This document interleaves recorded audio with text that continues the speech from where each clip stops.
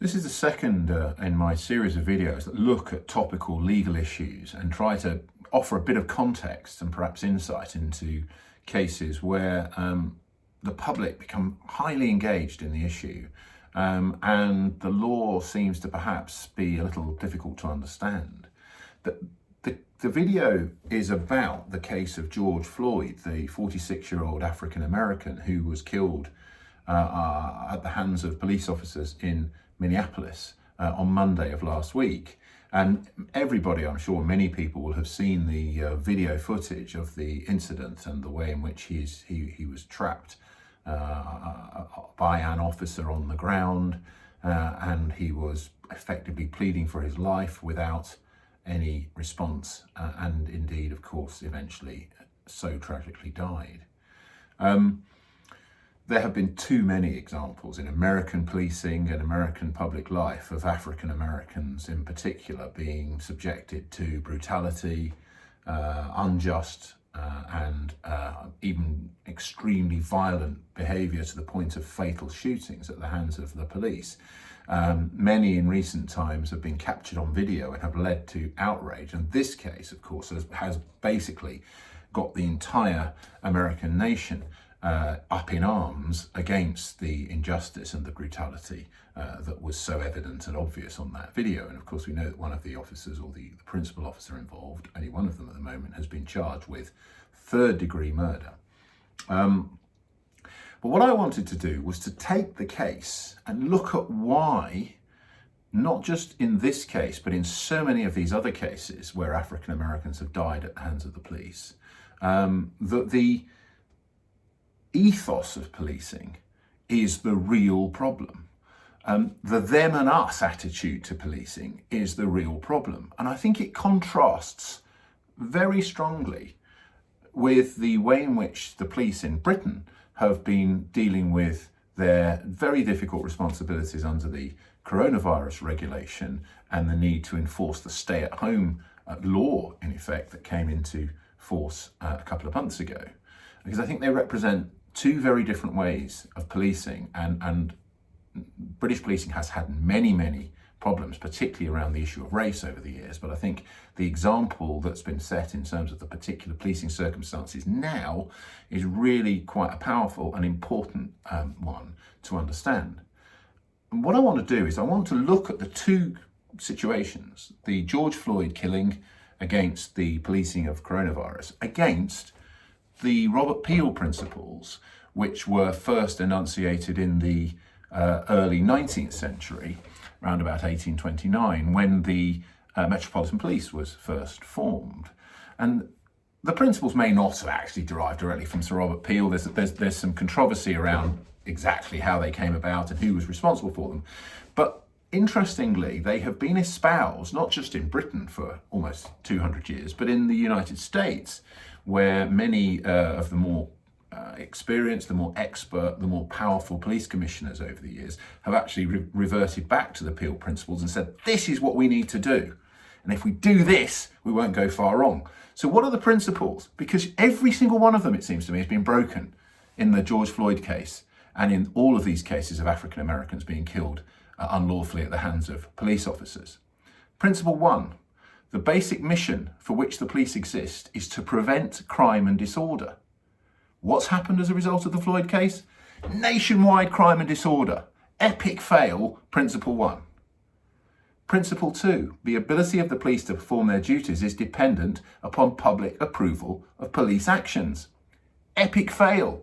The public completely disapproved of the police actions in the Floyd case. Principle three, police must secure the willing cooperation of the public in voluntary observance of the law to be able to secure and maintain the respect of the public. Completely smashed to bits in the Floyd case. Principle four, a very important one. The degree of cooperation of the public that can be secured diminishes proportionately to the necessity of the use of physical force. You use too much force, you lose cooperation of the public, and you cannot police effectively. Principle five, police seek and preserve public favour, not by catering to the public opinion, but by constantly demonstrating absolute impartial service to the law. Ignoring the law and killing someone in the street is as far from observance of that principle as you can get. Principle 6, police use physical force to the extent necessary to secure observance of the law or to restore order, only when the exercise of persuasion, advice and warning is found to be insufficient. Violence is a last resort. The use of force is a last resort. And yet in so many of these cases in the States, the resort to force has been instant and without any proper thought, a breach of Principle 6. Principle 7, police at all times should maintain a relationship with the public that gives reality to the historic tradition that the police are the public and the public are the police. The police being only members of the public who are paid to give full-time attention to duties which are incumbent on every citizen in the interests of community welfare and existence. The police should be part of the community. They are the community as much as those they police. And when you have a them versus us, I'm in a uniform, I have a gun, I have power, and you're on the ground and I'm going to kill you, that's a breach of Principle 7. Principle 8, police should always direct their actions strictly towards their functions and never appear to usurp the powers of the judiciary. You can't go around killing people without a trial. That's not the police's job. You use minimal force to use proper policing powers to secure an arrest where necessary. Otherwise, the force is unlawful and it breaks Principle 8. Principle 9, the final principle. The test of police efficiency is the absence of crime and disorder, not the visible evidence of police action in dealing with it. The whole country is up in flames. Police officers are on the streets. Tear gas, water cannons, massive infringements of liberty, huge visible policing presence, the exact opposite of what the Peel Principle number 9 advocates. So the Floyd case is a classic example of the police in one case, but also systemically, through many police departments in America and throughout the nation, systemically breaking time and again all 9 principles, particularly when it comes to the policing of minorities and African Americans in particular. Just put these principles in every officer's wallet. Make it a principle that a set of principles that they must swear allegiance to every time they go out on duty. And any officer that fails to do so is either reprimanded or fired. Comparison. English policing over the last 2 or 3 months following the coronavirus regulation coming into effect, for which the police were given limited powers of enforcement, as it happens. They weren't given powers of arrest, they weren't given powers to physically coerce or force people to do anything other than in very, very limited circumstances to do with infectious persons.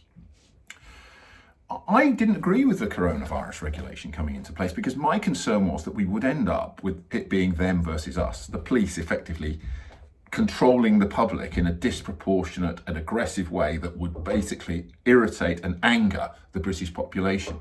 And that was my concern, not because the police would necessarily do that on purpose, but that overzealous enforcement of a regulation, which is such a major infringement of basic rights, would inevitably lead to tension between the police and the public. But it didn't happen. There was a tiny number of cases of police officers being silly, basically, particularly in the first week or two when nobody really knew what was going on.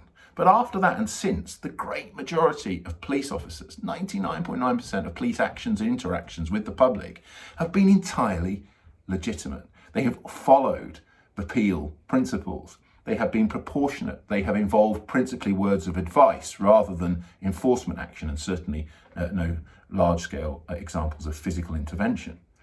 And I think it's testament to our police officers that at a time of maximum crisis, we have seen maximum observance of the principles of policing by consent and the tolerant approach that police officers should take out on the streets when dealing with very difficult situations. American police officers have a lot to learn from the way in which the British police have dealt with the last 2 months. But we're not perfect either, and there have been too many examples of racially motivated policing and racially prejudiced policing over the decades that we can ill afford to rest on our laurels and say it's all perfect. But really, just read the Peel principles. If you read them, every officer that ever goes out on duty will come to the end of his shift having done his job, and we will live in a safer, happier society than if police officers ignore those principles and abuse their power. Rest in peace, George Floyd. Tragic case. I truly hope, but frankly doubt, that the American system will learn from it and that finally we might see some sort of change in the way in which African Americans in particular are policed.